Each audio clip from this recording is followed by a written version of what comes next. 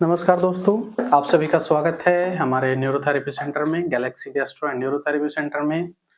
आज हमारे साथ हैं रामविलास जी, जो यूपी के चंदौली जिला से आए हैं। ठीक है, इनको काफ़ी समय से आईबीएस की समस्या रही है, कॉन्स्टिपेशन की समस्या रही है, लगभग 5 साल से, है ना रामविलास? 6 साल 2020 सन 2020 से मतलब लगभग 6 साल से ये बहुत समय से समझो इस सारी समस्या को झेल रहे हैं। इनको बहुत सारी समस्याएँ थी, इनको बहुत ज़्यादा गैस भी बनता था, पेट में बहुत ज़्यादा पेन रहता था, साथ में इनको सबसे इम्पोर्टेंट कि उनका बैक पेन भी होना शुरू हो गया था, ऐसा ही है? हाँ, वो से स्टार्ट हो गया था। बैक पेन भी उसी की वजह से, जब से पेट की समस्या हुई है तब से आपको बैक पेन की समस्या भी आना शुरू हो गई थी। साथ-साथ में बहुत ज़्यादा पेट में स्टिफनेस भी था, बहुत ज़्यादा म्यूकस और यूडीएफ की समस्या रही थी। ये बहुत ज़्यादा नेगेटिव थिंकिंग करने लगे थे, ओवरथिंकिंग करने लगे थे, ठीक है? आज हमारे तरफ से ये बिल्कुल ठीक हो चुके हैं। पहले जानते हैं इनसे इनको समस्या आखिर हुई थी कैसे? रामविलास आपको कैसे हुई थी ये प्रॉब्लम? उनको पहले पेशाब में जलन हो रहा था अच्छा, और कब से मतलब कैसे शुरुआत हुई थी? पेशाब में जलन से ही शुरू हुई हाँ, आपको? पेशाब में जलन हो रहा था अच्छा। पहले 2020 में हाँ, हाँ। लॉकडाउन का समय था। उसे पेशाब में मुझे जलन हो रहा था तो मैं उसे उतना ध्यान नहीं दिया। मेरा पेशाब धीरे-धीरे रुकने लगा। यहाँ अच्छा। तक कि मैं दवा लेला तो अल्ट्रासाउंड कराया, ब्लड जाँच कराया, कई प्रकार का हुआ। फिर मैं देखा कई डॉक्टरों को, फिर अपने चकिया अस्पताल में गया सर्जन के पास, तो वहाँ पे वो जाँच कराया अल्ट्रासाउंड, उसमें पत्थरी निकला। अच्छा, वो किडनी दवा में स्टोन हाँ, निकला किडनी आपके? में स्टोन निकला। राइट वाली किडनी में स्टोन निकला, छोटे-छोटे टुकड़ों में था, मतलब छोटे-छोटे लिम्फ्स में। तो वो दवा चलाया, मुझे 1 हफ्ते भर्ती किया। 1 हफ्ता भर्ती करने के बाद सुई दवा चला था, मुझे कोई रिस्पॉन्सिबिलिटी नहीं मिला। तो मेरा दर्द बढ़ता चला गया, जलन होती चली गई। मेरा यहाँ तक कि पेशाब में जब होने जाता था तो 2-3 मिनट, 4 मिनट तक मेरा पेशाब मतलब रुका धीरे-धीरे रहता था। करके वो रुक जाता था रुक 3-4 जाता मिनट था। तक, होता ही नहीं था। फिर मैं गया होम्योपैथिक दवा में, तो वहाँ पे डॉक्टर चलाया, वो भी जाँच कराया अल्ट्रासाउंड, तो उसमें भी किडनी में पत्थरी निकला। वो दवा चला, 3 महीना दवा चलता रहा मेरा। 3 महीने के दौरान मेरा पत्थरी खत्म हो गया। अच्छा। वो 3 महीने के दौरान में ट्रीटमेंट के दौरान बीच में मुझे गैस बनती रहती थी बहुत ज़्यादा। दवाइयाँ खाने से? हाँ, दवाइयाँ खाने से। होम्योपैथिक जो दवा चल रही थी होम्योपैथिक दवा आपकी? खाने से। तो डॉक्टर्स ने बोला कि मुझे गैस बढ़ रही है, थोड़ा तकलीफ हो रही है। तो बोला कि मैं वो दे दिया एक दवा ड्रॉप दिया। उस दवा को लेने से मैं 2 दिन लिया ड्रॉप, 4-4 बूंद पानी में, मुझे म्यूकस आना शुरू हो गया। मैं डॉक्टर से बताया कि मुझे म्यूकस आने लगा, कॉन्स्टिपेशन बनने लगा, मेरे पेट में कब्ज बन रहा है। बोला कि ठीक है, कोई बात नहीं है, पेट साफ हो रहा है, ठीक हो जाएगा। ऐसे करते 2 महीने बीत गए। फिर पत्थरी तो ठीक हो गया, लेकिन वो मेरा परेशानी बढ़ता रहा। ऐसे करके मैं वाराणसी में गया, गैस्ट्रो वहाँ पे एएमडी के पास दिखाया। वहाँ पे मेरा टीबी गोल्ड हुआ, बेरियम मिल्क हुआ, सीटी स्कैन तक हुआ।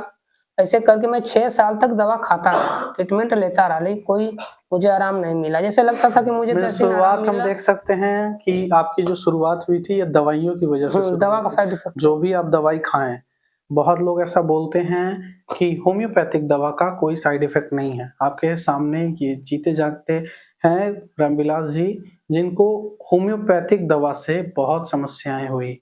शुरुआत इनकी हुई एक नॉर्मल सी प्रॉब्लम से, गैस से, लेकिन धीरे-धीरे करके इनको कॉन्स्टिपेशन आना शुरू हो गया, इनको गैस की समस्या होने लगी, इनको म्यूकस की समस्या होने लगी, है ना? तो बुखार एनी टाइम रहता था मुझे। फीवर लगा हुआ रहता था। फीवर लगा रहता हल्का, लेकिन जाँच कराने पे फीवर नहीं निकलता था। मतलब सब टेम्परेचर चेक करते थे बॉडी का तो वो नॉर्मल नहीं आती निकलता था, थी। लेकिन बुखार समय हमेशा रहता था तब तक। ऐसा लगता मुझे अच्छा। बुखार लगी है। तो कोई बात नहीं, मतलब इस आपने मतलब हर जगह इसका इलाज करवा लिया था। बहुत से इलाज कराया, होम्योपैथिक, आयुर्वेदिक, आयुर्वेदिक में कब तक इलाज करवाया आपने? आयुर्वेदिक में लगभग 1 साल में दवा खाता रहा। अच्छा, उससे क्या रिजल्ट मिला था उससे आपको? ऐसा लगता था कि बस 10 दिन 15 दिन मुझे रिलीफ मिला, मुझे लगता था कि मैं अब ठीक हो जाऊँगा। रिलीफ इन द सेंस किस चीज़ में? कॉन्स्टिपेशन वगैरह सब ठीक होने कॉन्स्टिपेशन लगा? में, पेट-वोट में, लैट्रिन में, तो उसमें कोई दवा दे देता था हमको, खाना पचने वाला, डाइजेस्ट होने वाला। डाइजेस्ट अच्छा। होता तो मुझे आराम मिलने लगता था।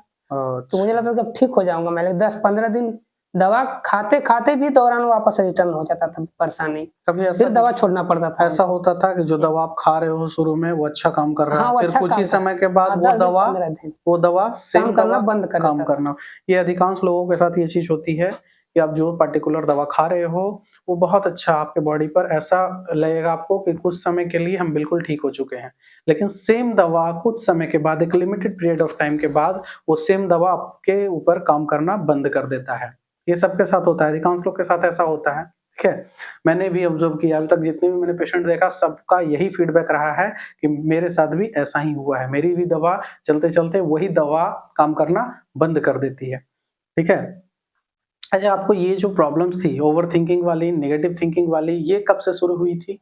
ये तो हमको कॉन्स्टिपेशन जब से शुरू हुआ तभी से हुआ। मेरा नींद खराब होने लगा, नींद नहीं लगती थी, लगभग 24 घंटे में 2 घंटा सोता था। पागलों की तरह रहता था मैं। अच्छा। चला बक-बक करते, कुछ दिमाग नहीं काम कर रहा था, मैं करूँ तो क्या करूँ? यहाँ तक कि मैं दवा कराते-कराते थक गया, तो फिर लास्ट में वो बात तो नहीं कर सकता, कभी नहीं सकता। मैंने सुसाइड करने का भी प्लान बना लिया था, मैंने कर भी दिया था, लेकिन घर वाले थोड़ा दिखे तो मुझे ट्रीटमेंट कराए, उससे तो कंट्रोल हो गया। लेकिन मैं बहुत परेशान रहता, हताश हो जाता था, ऐसे लगता था कि मैं लगभग बहुत रोता भी था रात में, इतना रोता था मुझे दिन में भी लगता था कि मैं साला अंधकार में हूँ मेरा जीवन। मेरे लिए कोई मायने नहीं रखता है ज़िंदगी। कोई नहीं कुछ भी नहीं कोई नहीं मेरे लिए। समझ पाता इन कोई भी नहीं समस्याओं समझ को। पाता। जैसे कोई भी देखता तो मज़ाक उड़ाता था कि अरे आपको कुछ नहीं है, तो खाते-पीते तो टनाटन है। मुझे और गुस्सा आता था। मैं ऐसी-ऐसी बातें बोलता था उनको गुस्सा में कि वो चुप हो जाता था अगला वाला इंसान। अरे! गुस्सा हो गया। जाऊँ। तो मैं फिर यूट्यूब पे सर्च किया तो सर का वीडियो, अभिषेक सर का वीडियो आया वहाँ पे। मुझे ऐसा लगता था कि मुझे भरोसा है 100% कि मैं जाऊँगा थेरेपी में भी ठीक हो जाऊँगा। क्योंकि मुझे कहीं जाना नहीं है, क्योंकि 6 साल बाद मुझे जो आराम मिला वो थेरेपी में ही मिला और कहीं नहीं मिला। तो मुझे थेरेपी में ही जाना पड़ेगा और कहीं मैं दवा नहीं करानी। मेरे घर के लोग भी कहे कि दवा करा लो, इधर कहीं करा लो, परेशान हो गए फिर। मैंने कहा नहीं, दवा नहीं करानी तो नहीं करानी। इसलिए मैं देखा कपिंग, यहाँ फायर कपिंग चलता था, आइस कपिंग चलता था, उससे मुझे अच्छा लगा कि यहाँ पे मैं ठीक हो सकता हूँ, क्योंकि जब मैं करता था योगा तो मसाज भी करता था पेट का। मसाज से मेरा पेट ज़्यादा नॉर्मल हो गया था, सॉफ्ट हो गया था। इसे मैं देखा कि कपिंग वहाँ पे होती है तो उससे ज़्यादा हमारा पेट सॉफ्ट होगा और स्टिफनेस खत्म होगा, इसलिए मैं वहाँ पे चला जा सकता। अच्छा एक बात बताइए, क्या ये मतलब दवाइयों से ठीक होने वाली बीमारी नहीं, है? दवाई से तो कभी भी ठीक नहीं होगा। यदि दवा लोग अभी खा रहे हैं ना ARVS साइकियाट्रिस्ट से की जो दवा। परेशान है, वो दवा के चक्कर में ना पड़े, क्योंकि दवा कभी भी खत्म नहीं कर सकता। आप खाएँगे दवा, बहुत लोग मैंने सुना है साइकियाट्री की दवा खाते हैं। साइकियाट्री की दवा में खा कर के मोटे हो जाते हैं, ऐसा लगता है कि बहुत ठीक होंगे, लेकिन 1% भी उनको आराम नहीं मिलता, वो जैसे वापस ही दवा रिटर्न हो छोड़ेंगे जाते हैं वो परेशानी में। सारे प्रॉब्लम्स रिटर्न आ जाते हैं। ठीक है, यही बात है। देखो अगर आपको किसी भी तरह की समस्याएं हैं, अगर आपको प्रॉब्लम्स है तो हमें उससे प्रॉब्लम से डरना नहीं होता है, उस प्रॉब्लम से हमें फेस करना होता है, उस प्रॉब्लम को फेस करना होता है।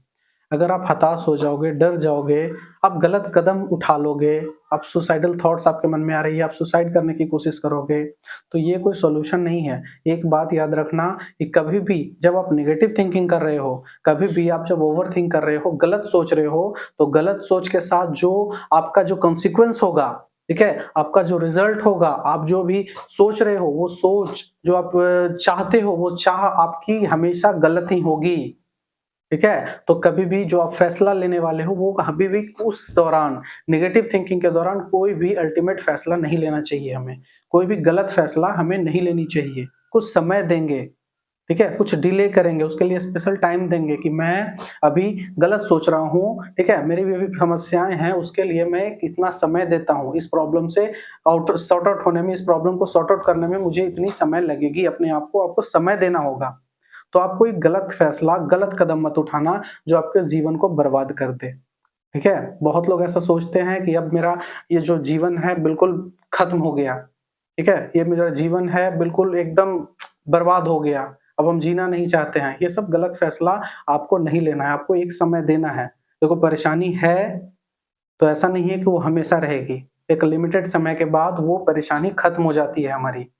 ठीक है, हम ऐसा सोच लेते हैं कि हमारी परेशानी जो है बहुत बड़ी है और हमारी परेशानी हमेशा के लिए हमसे जुड़ गई है और ये कभी खत्म नहीं होगी। तो ये सही नहीं है।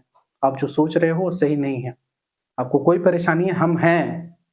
ठीक है, आपको कोई परेशानी होगी, हम आपके साथ हैं। आप कभी भी कॉल करके आप हमसे बात कर सकते हो। ठीक है, हम आपको एट ए टाइम जो हमसे हो सकता है वो सॉल्यूशन आपको हम जरूर देंगे।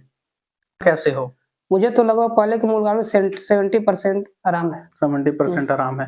मीन्स देखा जाए अगर आप घर जाते हो, सेम प्रोटोकॉल को फॉलो करते हो, तो लगभग सारी समस्याएं सॉर्ट आउट हो जाएगी। ठीक है, बिल्कुल ठीक हो जाएगी, आपको टेंशन लेने की जरूरत नहीं। देखो अगर आपको भी इस तरह की कोई भी समस्या है ठीक है? आप अपने स्ट्रेस लेवल को कम करो, ठीक है? आप अपना जो ओवर थिंकिंग है, ठीक है? उसको कम करो। आप जो नेगेटिव थॉट्स दे रहे हो, ठीक है? कुछ साथ-साथ में कुछ मानसिक गलतियाँ कर रहे हो, उसको आप खत्म करो। ये ऑटोमेटिक ये प्रॉब्लम सॉर्ट आउट हो जाती है, ठीक है? ये बहुत बड़ी समस्या नहीं है, जितनी बड़ी समस्या हम इसको समझ बैठते हैं। हम अपना जो सेल्फ कॉन्फिडेंस है वो खो देते हैं, अपना जो सेल्फ इमेज है वो खराब कर देते हैं। इस प्रॉब्लम्स के लिए हम मतलब समझिए बहुत कुछ ज़्यादा ही एफर्ट लगा देते हैं।